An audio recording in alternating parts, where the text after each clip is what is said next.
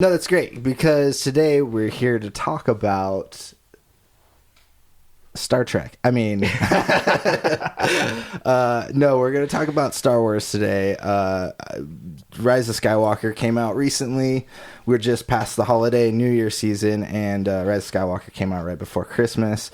We're going to probably talk about spoilers. This isn't specifically about spoilers, but just our thoughts about the Rise of Skywalker and, all things Star Wars, past and present and future. So, Dusty, you saw Rise of Skywalker? I did. What were your initial thoughts of the movie? I'm going to say it was nice to have J.J. Abrams back. Overall, I felt like the story was rushed. I don't know if we're going to get into depth on the last one. Go for it. That's what we're doing here, right? That's why we're here. On the last one, people either loved it or hate it. And for me, just as a fan, I felt like it just really strayed away from actual storylines and Star Wars and guidelines, I guess you can say, for the Jedis. And so I think with this one, obviously it's, different regime that made it, than the last one. And I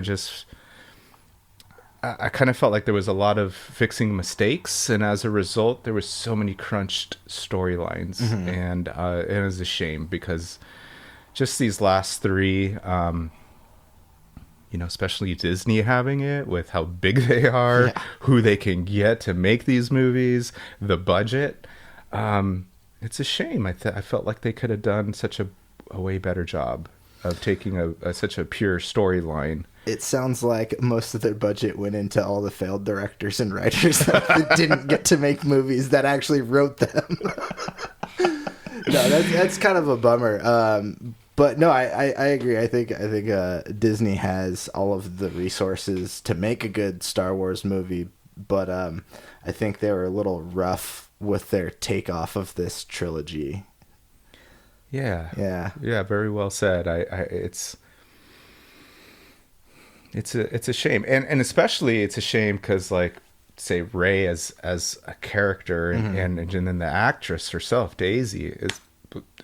It was almost like scoring, in my opinion, anyways, is scoring gold with the original actors. Yeah, you had such a low budget movie, but then you had Harrison Ford and Carrie Fisher, and they helped make the movie great. And that's how I feel about Rey. But yeah, it's just and I don't know. Is there like a Boba Fett syndrome? And what I mean by that is, oh gosh, it's terrible spacing on a name. The all-metal stormtrooper, Phasma, terrible. Yeah, I'm a fan. I don't even know Phasma. Well, I maybe that's more Brienne of Tarth, if you will. Yeah, the real hero. Yeah. Maybe that's why I forgot her name, because she was in the movies for like 2 minutes, like Boba Fett in the originals, and everybody loved Boba Fett. He was such a mystery. And I understand keeping a distance because that's how you keep the mystery going. But Phasma, the armor, they're so exciting, and it just, to me, the character didn't live up to the expectations. So not only did you have an amazing looking character, you had an actress that was going to kill it, and in that character. And I don't think they both were put to their full potential. It's funny because I think thinking back to the original trilogy, Lucas had such a grasp on the merchandising that they'd market a lot of like side or like background aliens as toys, and that was cool for kids at the time. But I feel like that's something that's continued, is they'll market characters that you don't see in the movie at all, or maybe are just like a background character. And I feel like when they're marketing Force Awakens, like Phasma was everywhere, like all over the place, and it was like this character was kind of built up a little bit in that movie and then just not used. Exactly. Yeah. Exactly. and it's frustrating because it is a cool character. Yeah. Like you said, on all the merchandise, her helmet was on everything. Yeah. And you're just like, who is this character? I have some stickers somewhere around here from The Force Awakens, and there's like Phasma stickers. There's like 10 of them. For the record, actually, John's sitting here in a Phasma Speedo only. This is the most uncomfortable. Unpainted chrome. But, wasn't even in this last one. Because she was killed off, yeah. Right? I mean, and was that even a real duel? I mean, I'm trying. I watched that movie several times, and I kind of don't recall that battle. The Last Jedi. The Last Skywalker. The Last Skywalker. That's what this movie should have been called. Oh, we'll get into that in a second. Oh man, yeah. So to get back on track, there was some things that, I enjoyed, like the last battle. I love, the being on a planet when it's all water and, so those type of special effects. And, but yeah, I just kind of felt like the storyline was rushed. I left there with so many questions. I didn't feel sad for being that this is the end of a saga. Yeah. I didn't feel that it was not only the end of the saga, but I just had lunch today with a buddy, and I was telling him I was going to be here. I was just explaining what we're going to be discussing, and I had told him I have never in my life rooted for characters that I love since I was a child. I've never rooted for them to die. And I was hoping they would die in this. I mean, give me some emotion here. Yeah. Yeah. Okay, so Leia passed away, but I don't even know how or why on that. I'm confused about the same thing. Thank you. No, you're not the only one on that. Like, I'm sure there's a Force explanation out there, but it wasn't really dictated to us in the movie. It was just like they did this. I feel like a couple of times in the movie where there's like a death, and it was like, oh, they're dead. And it's like it was like the worst audition ever. It's like, yeah, can you look surprised? Oh, okay. No, can you act dead? It's just like fall over dead. I felt like there was a couple of those moments in the movie, and that's kind of disappointing. Yeah. Well, and that's kind of disappointing because there's some really great actors in it, and I feel like one of them, probably the one that gets a lot of praise. I'll just say it real quick: the Kylo Ren death scene. Yes, a little bit awkward. Yes. Yeah. Again, what happened? He's a phenomenal actor. Everything I've seen him in, fantastic. Yes. Even these Star Wars movies, he probably carries this trilogy. Kylo Ren's most interesting to me. But yeah, that scene there at the end, it was like awkward kiss, and then all of a sudden he's just like dead. Yeah. I'm with you. That was, and it's funny. It seems like after the originals, that's like the curse with Star Wars. You get a kiss? Because, well, the bad acting. Yeah. I mean, thanks, George. I'm sure people disagree. I think Natalie Portman's a great actress. Yeah. I haven't seen Hayden Christensen. Hayden Christensen. Yeah. I've heard he's amazing in other movies. I think there's one that I think there was one that got him the role, like Life is a House or something like that. People are like, this is great. And there was another one he did that a lot of people will talk about too. But yeah, that dude's not done much. I think he's done some like straight to DVD type stuff and maybe some TV. But right. Yeah, that guy kind of lost his career because of, I mean, not totally, but it definitely impacted his career a lot because of that. But I don't necessarily blame him for how it turned out. I hot take, I don't think George is the greatest director. Yeah. Because part of your job as a director isn't world building. That's storytelling and creating. Visual effects can do that. And he's really good at that. But when it comes to directing, you have to have dialogue and you have to convey emotions between people, and that's one of the main jobs of a director. And so if you can't do that, you're not a good director to me. And he didn't do that, and I think there's a lot of famous stories of him being like, well, yeah, just fix it in post or whatever. Right. And that was what's tough was, you applaud him because I feel like in the, say, like 1 through 3, he focused so much on the storyline that, was anybody watching the acting and the actors In the original trilogy? The 1 through 3. Oh, okay. The episodes the 1 through, prequels. yeah. And then, and then there was, in my opinion, way too much CG. Yeah. And that's why I applaud this, 7 through 9, is that it was the way they filmed it. Yeah. It seemed like a lot of on location versus all green screen, like 1 through 3. I mean, they straight up took an island that most people can't go to. It was Ireland. Skellig Michael Island is where like Luke was. Yeah. That island out there, like you can't go there. They somehow got permission from the government to be like, we're going to take a small crew out there and film that. Wow. And like, that's really cool to me too. I like hearing that kind of stuff too. Absolutely. But I think that like the prequel trilogy and the new trilogy, they're like almost exact opposites. Where like the visuals for the new ones are more Star Wars than the prequels, but the story to the prequels is probably more solid than what we got in this one. And not to say that there's bad writing in it all. Like they tried a lot of stuff, but I think the new trilogy, I really hate to say it because I do defend Disney sometimes when it's like, well, Disney has it, they're gonna mess it up. Well, Disney has it, they're gonna mess it up, but they're also gonna learn from their mistakes too, which is, I think, a good company to have something like Star Wars. And it sucks for us fans because we have to deal with subpar movies at some point. But I mean, at the same time, I feel like George set that up for us. He gave us. He only really, out of the original trilogy, really directed the first one. His wife re-edited episode 4, A New Hope, and kind of made Star Wars what it was.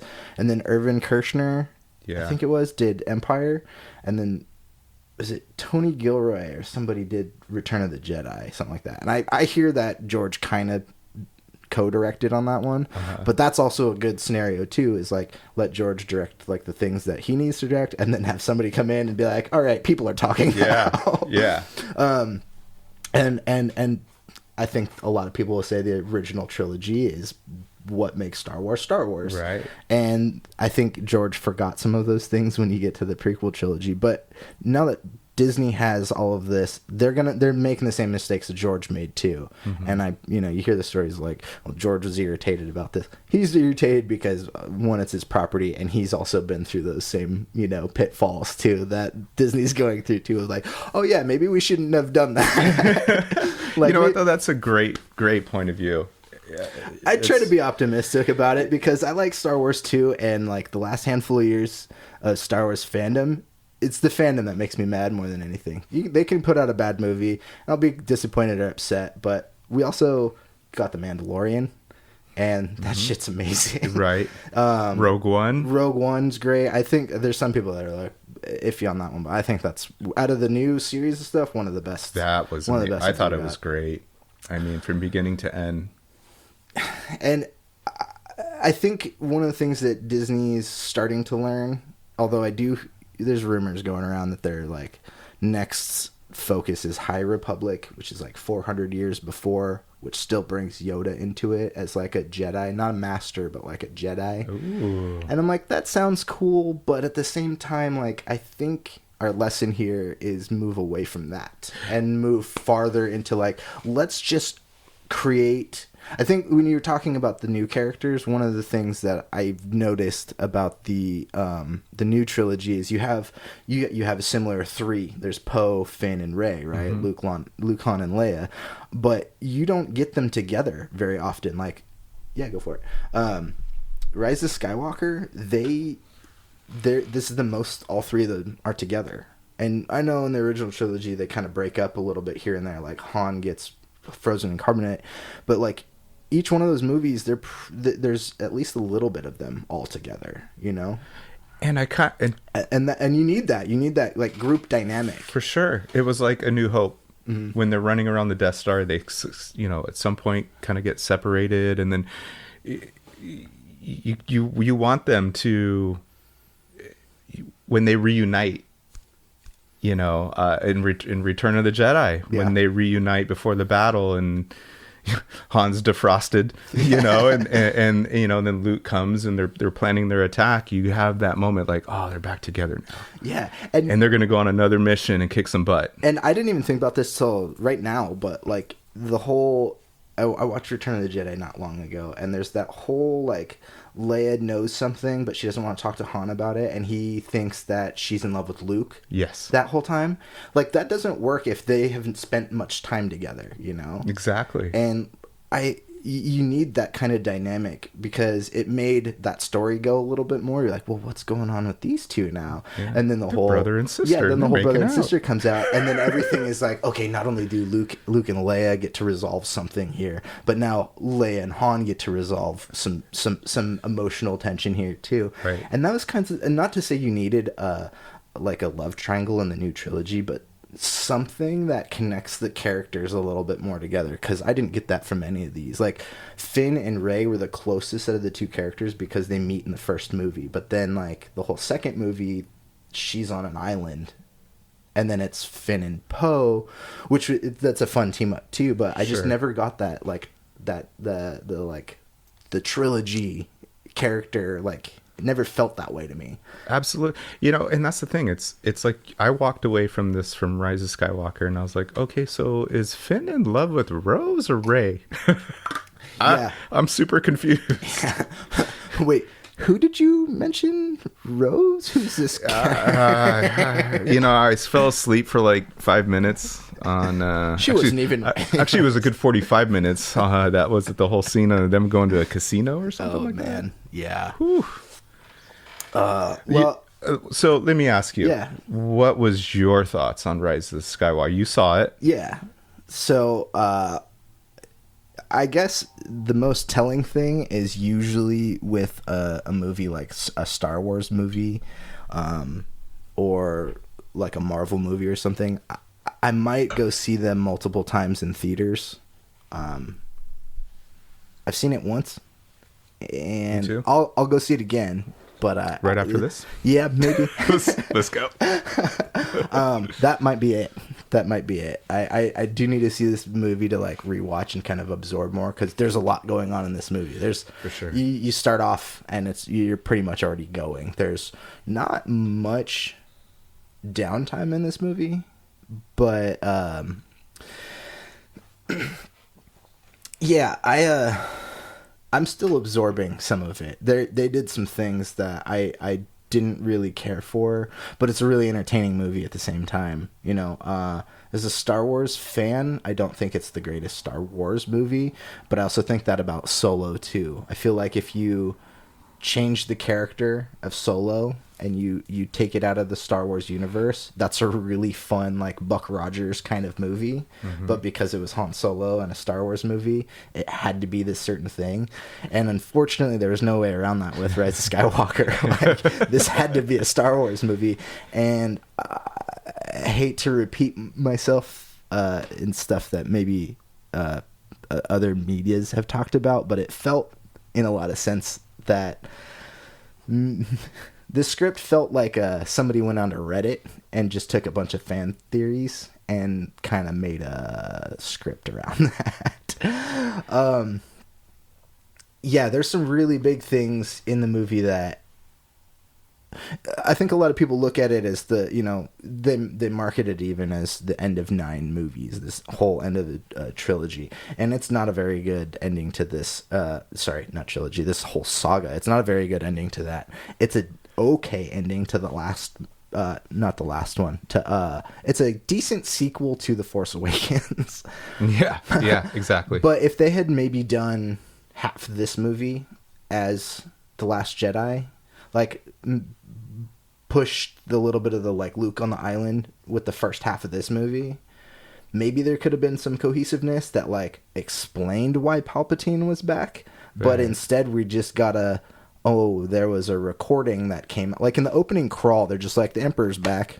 Yeah. And I'm like, well, why?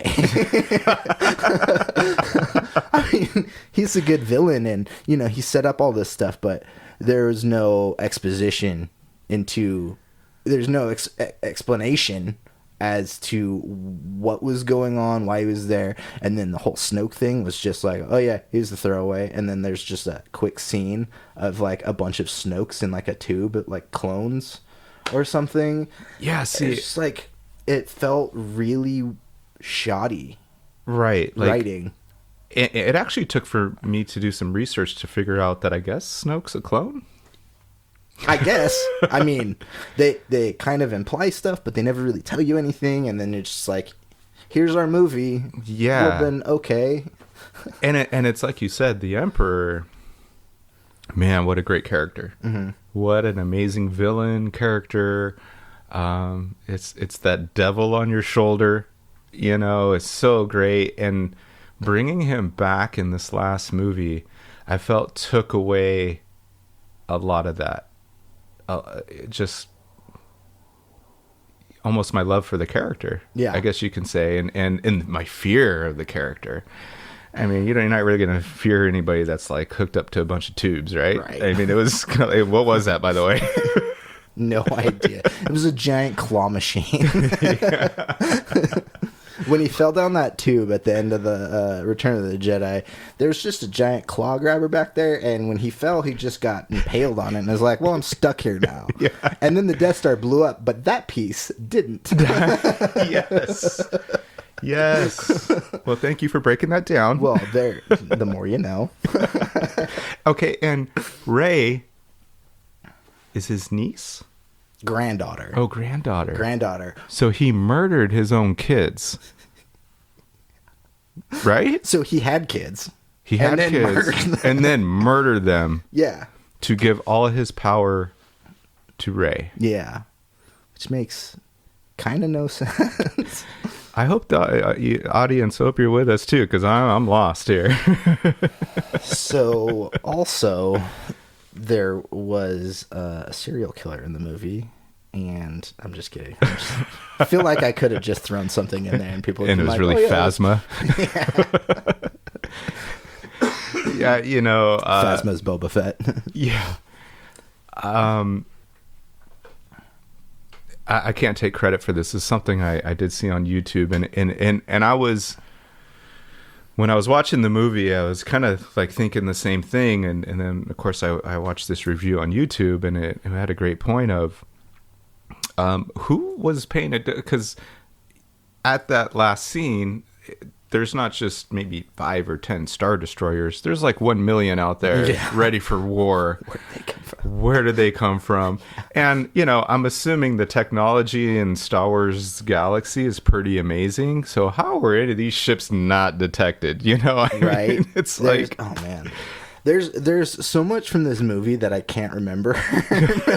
That like there's so many. Oh man, I feel like they set up their own plot holes just to piss people off. They're like, yeah, well, you know what? You know how we get people to talk about Star Wars for the next 10 years? Just write plot holes, and then people will keep talking about it. Exactly.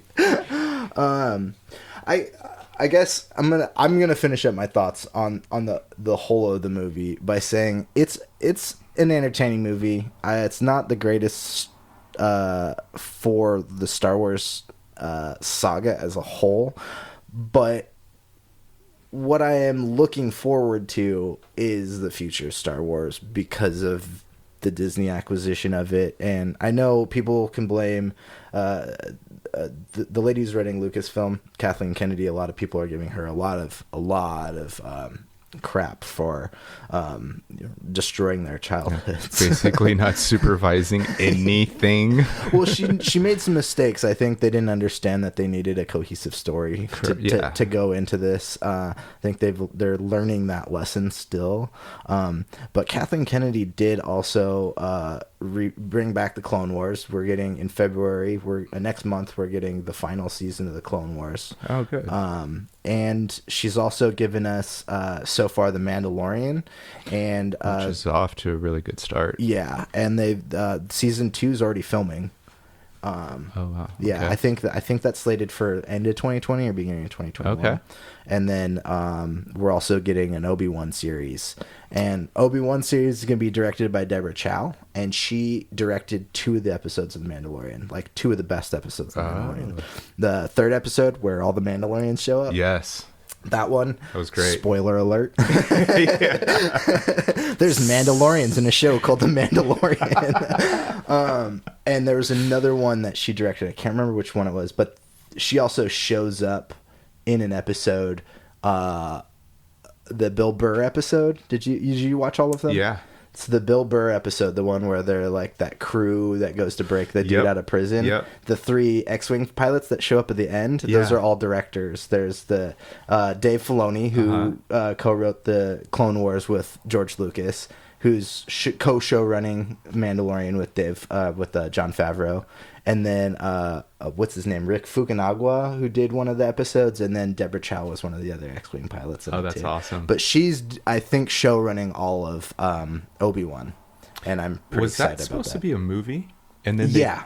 Okay. Yeah. They had a script, and I think after the Solo debacle, they were like, let's put this on hold. And that's when they were talking about Disney Plus. And I think the decision was just like, let's turn this into a series, which is better for us because, instead of a 2-hour movie, we're going to get 6-hour movie of Obi-Wan.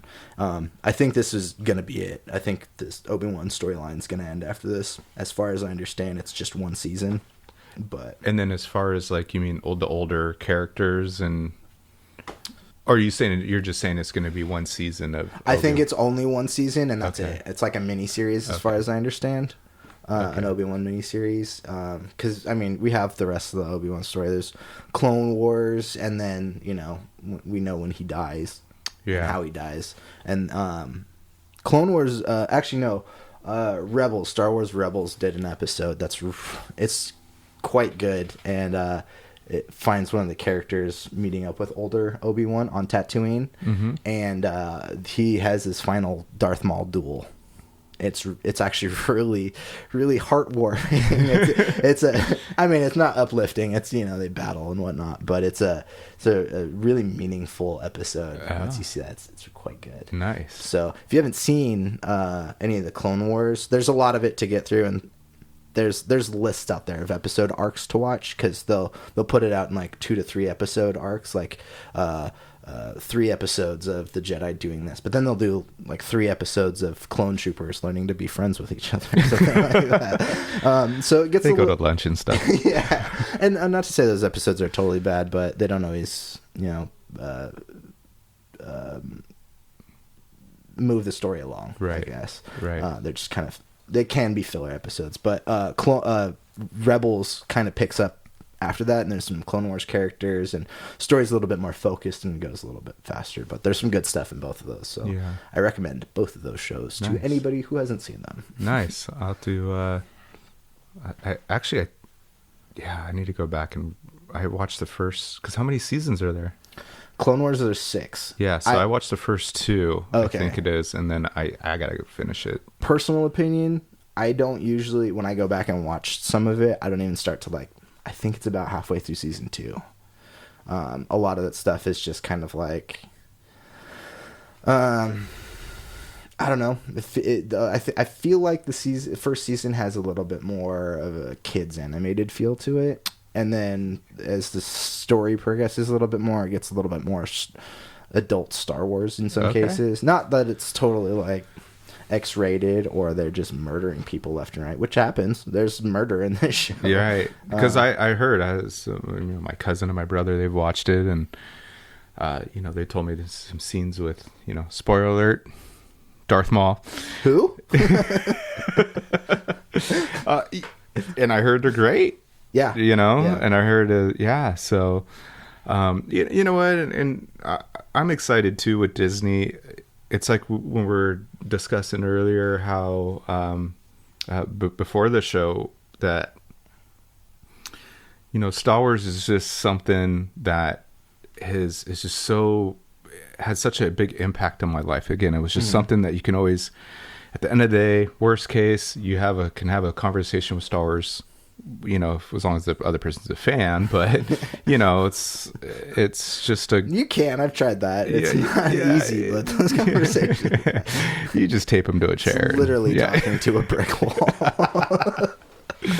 Yeah, and so because of the love, because of the impact on that it's, say for me, that it's had in my life, you have these high expectations.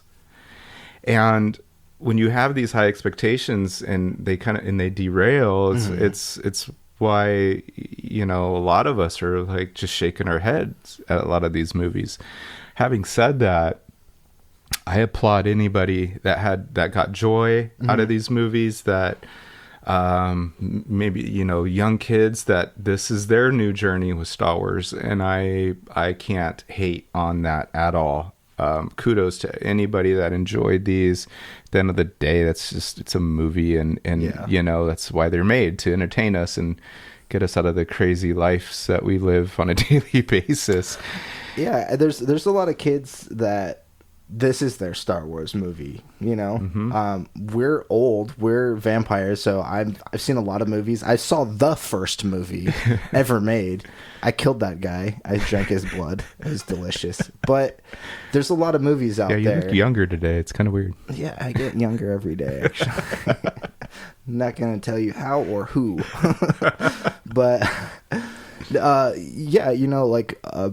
specifically for franchises like this that last generations, that's kind of the things that we as fans are going to look at as Star Wars is made for kids. As much as you don't want to admit, some people don't want to admit that, like, they really are made for kids, and there's nothing wrong with that because they're well-made stories for the most part.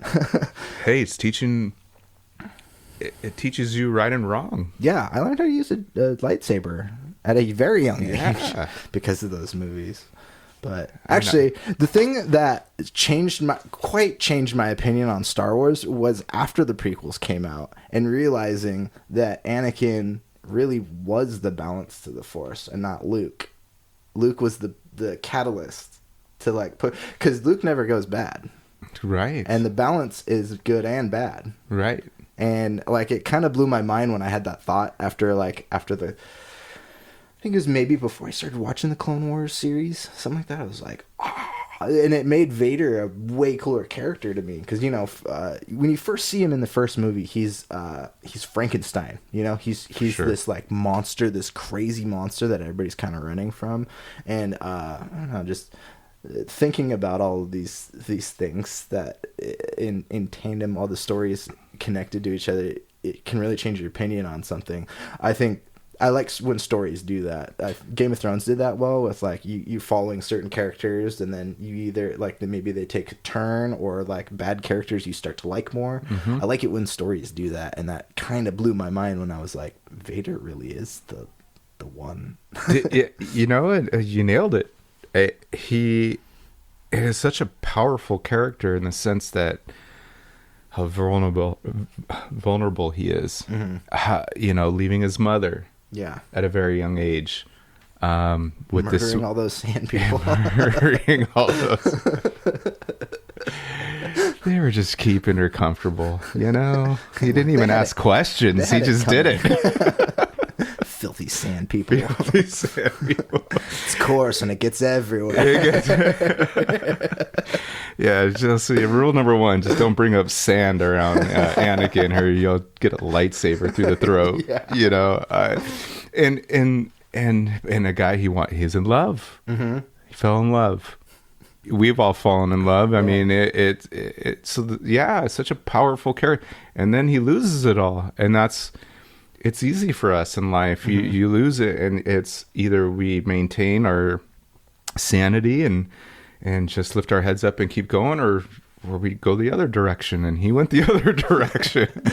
Sand people, Jedi children. Luke, I love all those memes of Obi-Wan handing over Luke his Anakin's lightsaber, and he's like, "It's the lightsaber your dad murdered all those kids with." He's like, "Cool." Accidentally chops his ear off. He Van Gogh himself. Yeah. Was that Van Gogh? Yeah. So, okay, yeah. Cool.